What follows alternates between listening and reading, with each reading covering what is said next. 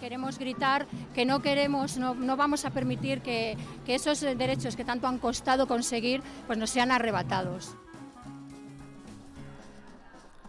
Si les femmes espagnoles ont aujourd'hui la possibilité d'aller à l'université, c'est en partie grâce à María de Maeztu, la fondatrice de la résidence des demoiselles. Découvrez à travers l'histoire de sa vie celle de 4 de ses disciples.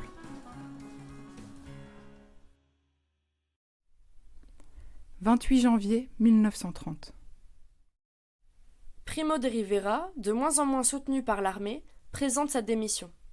C'est comme ça qu'après la victoire écrasante des partis républicains aux élections municipales, la Seconde République espagnole est finalement proclamée le 14 avril 1931.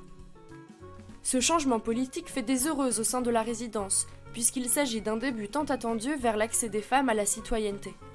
Votre joie, à toi Maria et à tes étudiantes, ne fait qu'augmenter lorsque vous apprenez la nomination de Victoria par le nouveau gouvernement de Manuel Azaña au poste de directrice générale des prisons. Elle est la première femme espagnole à fissurer le plafond de verre en accédant à ce poste qui lui permet d'humaniser davantage le système pénitentiaire espagnol. 8 mai 1931. Aujourd'hui, un décret déclare les femmes éligibles à l'Assemblée constituante. Victoria et Clara s'empressent de se présenter aux élections qu'elles remportent haut la main. Elles sont les 2 premières femmes espagnoles à être élues députées. Le 1er octobre, un débat animé et intense les oppose concernant le droit de vote des femmes. Je crois que le vote féminin doit être reporté, déclare Victoria. Dans quelques années, lorsque la femme verra les bénéfices de la République qu'il aura éduquée, et la vie de ses enfants changer grâce à la République, alors, messieurs les députés, la femme sera la plus fervente, la plus ardente défenseuse de la République. Si les femmes espagnoles étaient toutes des ouvrières, si les femmes espagnoles avaient eu accès à l'université depuis déjà un moment et qu'elles étaient libérées dans leur conscience, je me lèverai aujourd'hui face à l'Assemblée pour demander le vote féminin. Mais à cette heure, je me lève justement pour vous dire le contraire. Et c'est avec tout que je le dis. Sa crainte, à ce moment-là, est que les hommes et l'Église arrivent à influencer les femmes pour utiliser leur voix électorale à des fins conservatrices. À cela, Clara Campoamor répond. Comment peut-on dire que l'on accordera comme récompense le droit de vote aux femmes lorsqu'elles auront donné signe de vie pour la République ? En parlant élogieusement des femmes ouvrières et des femmes universitaires, ne sommes-nous pas en train de démontrer leur capacité ? Moi, messieurs les députés, je me sens d'abord citoyenne et ensuite femme. Et je considère que ce serait une profonde erreur politique que de laisser les femmes en marge de ce droit. Ces femmes qui attendent et qui vous font confiance. J'ai vu dans les yeux de ces femmes l'espoir de la rédemption. J'ai vu le désir d'aider la République. J'ai vu la passion et l'émotion qu'elles mettent en ces idéaux.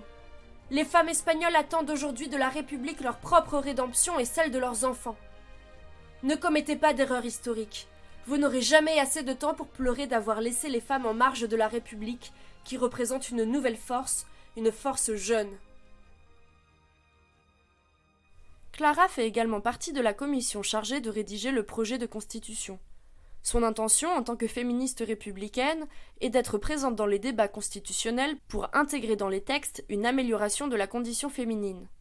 En effet, la Constitution reflète une avancée cruciale dans l'évolution des droits des femmes en Espagne. Certaines des revendications les plus importantes du mouvement féministe y apparaissent, comme par exemple le droit au divorce en 1932, ou le droit de vote universel finalement officialisé en 1933.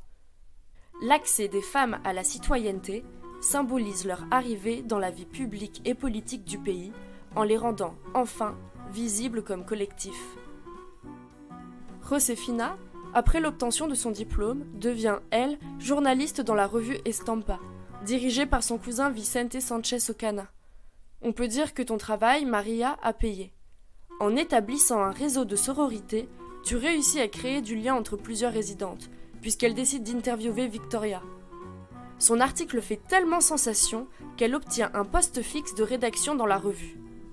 Ce papier lui permet de se différencier des autres femmes, qui continuent à aborder des sujets tels que la cuisine ou la beauté en rapport avec la figure de la fée du logis. En 1932, elle devient chroniqueuse dans les journaux Ahora, La Voz, La Crónica et El Mundo Gráfico. Elle intègre également la radio La Palabra de Unión, où elle intervient tous les matins à 8h. Elle est la première journaliste espagnole à pouvoir vivre de son travail. Toi qui voulais, Maria, créer un établissement qui puisse aider les femmes de ton époque à s'affranchir des nombreuses injonctions qui pesaient sur elles, on peut dire que tu as réussi ton coup, et ce, avec brio. Ça y est, l'épisode est déjà terminé. Pensez à liker, à mettre un commentaire ou encore à partager ce podcast s'il vous a plu. Et moi, je vous dis à très vite pour le prochain épisode.